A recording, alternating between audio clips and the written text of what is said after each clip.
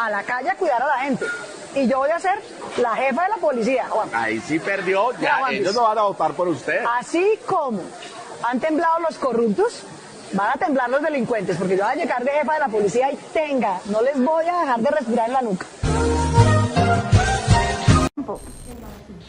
Después del prom, lo que hicieron fue expulsar absolutamente todo el mundo. Esto sin Coveco no era así. Bueno, pero Y lo hemos venido trabajando. nuestra tarea no es quejarnos de Y, eso, no, nuestra tarea sé. es donde estén apretarlos. Claro, y lo hemos venido haciendo, alcaldesa. Pues si me deja hablar, le digo. Bueno, está bien. Esa es su consideración, alcaldesa. No, mi hermano. Bueno, no, porque gracias. aquí estamos con la alcaldesa. Ella sabe lo que hemos venido trabajando. Sí, pero Ella si no lo sabe hacemos, perfectamente si no lo hacemos, que hemos...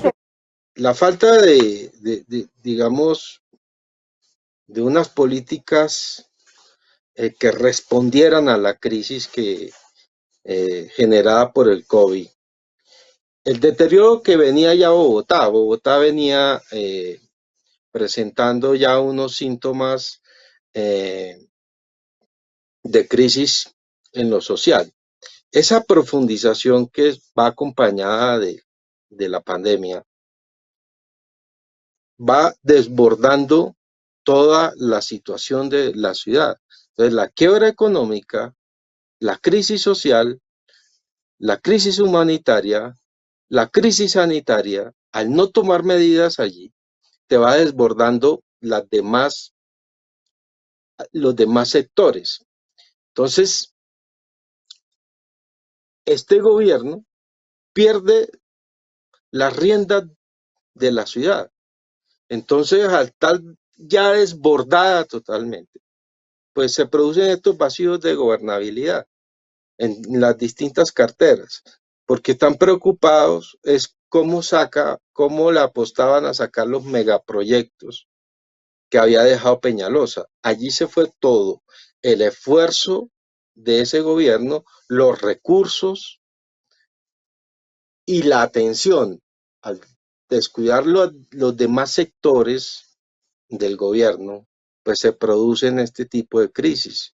No hay resultados, no hay cómo sacar adelante las políticas en las distintas dependencias y se te presenta este desplome. La crisis hoy de este gobierno es generalizada en todos los sectores, no solamente en seguridad y derechos humanos, en todos los sectores. Cuando uno revisa las metas y los indicadores de la ciudad, te das cuenta que es una crisis generalizada, porque no se tomaron medidas a tiempo.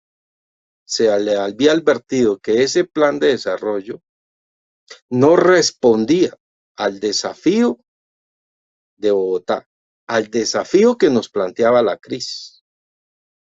Se le había advertido que ese plan marcha era una mentira. Era un plan de alivio insignificante frente a la magnitud de la crisis. Se le dijo que ese cupo de endeudamiento, que lo vendieron como el gran cupo histórico, era un cupo de endeudamiento de la ciudad para beneficiar a Transmilenios y los megaproyectos que había dejado Peñalosa, que eso no respondía a un plan de choque. Hoy, de ese cupo de endeudamiento, no han ejecutado un peso, porque estaba o está atado a los megaproyectos, y esos megaproyectos, pues ya conocemos la historia de los megaproyectos, 10 años desangrando a la ciudad y el resultado y los impactos terminan siendo más negativos que positivos. Y ahora se plantea la política del rescate social, y el 60% de ese rescate social es para Transmilenio. Entonces, tu gestión, tu esfuerzo es una política fracasada. Luego, los demás sectores que requieren la mayor atención, el mayor esfuerzo, los recursos, unas políticas concretas, la abandonas. porque en la política pública lo que no tenga recursos no existe. Digamos, lo que le da vida a una política pública es los recursos de inversión, en estos casos, de contener la crisis económica y social de Bogotá y la crisis sanitaria. Al equivocarse en ese enfoque, pues viene el descalabro de la ciudad. Estamos quiebra económica, caída de los ingresos del distrito, una crisis social profunda, una crisis humanitaria, emergencia del COVID. Hoy la ciudad es en América Latina el epicentro de la pandemia. Ya llevamos 23.000 muertos en Bogotá.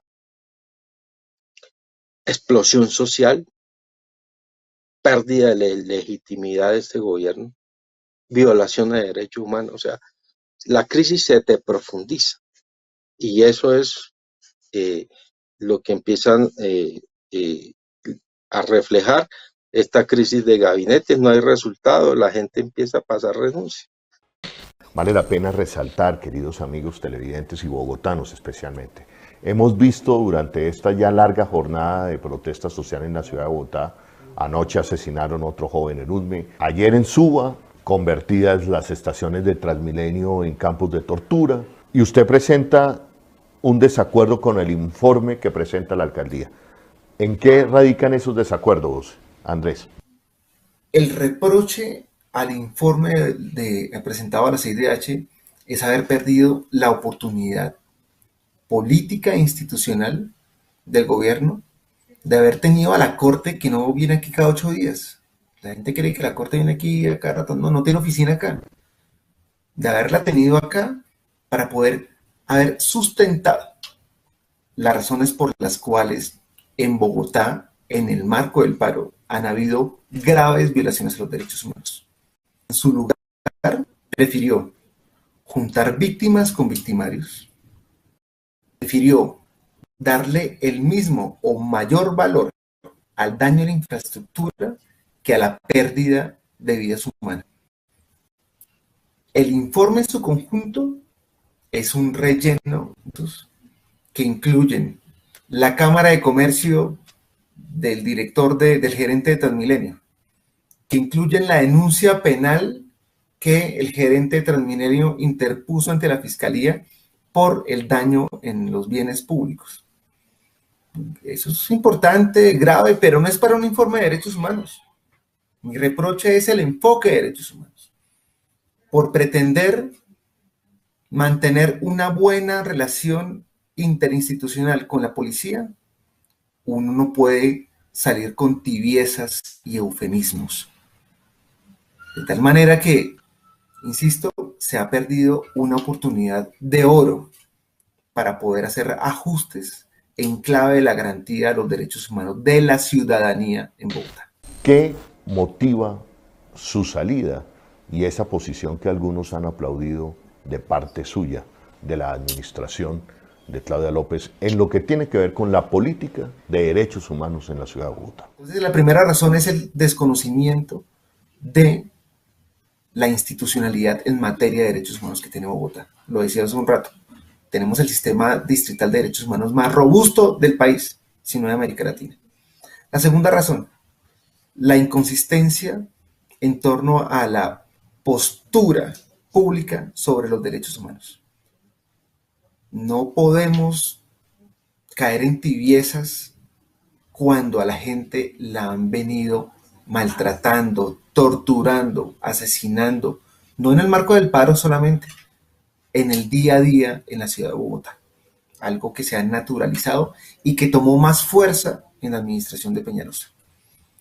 Y un tercer elemento que está pegado a este último, que es las ambigüedades, los eufemismos, las inconsistencias y los argumentos inconducentes en un informe a la CIDH para evidenciar la situación de los derechos humanos. Esas son las 3 razones por las cuales decidí hacerme un lado de esta administración.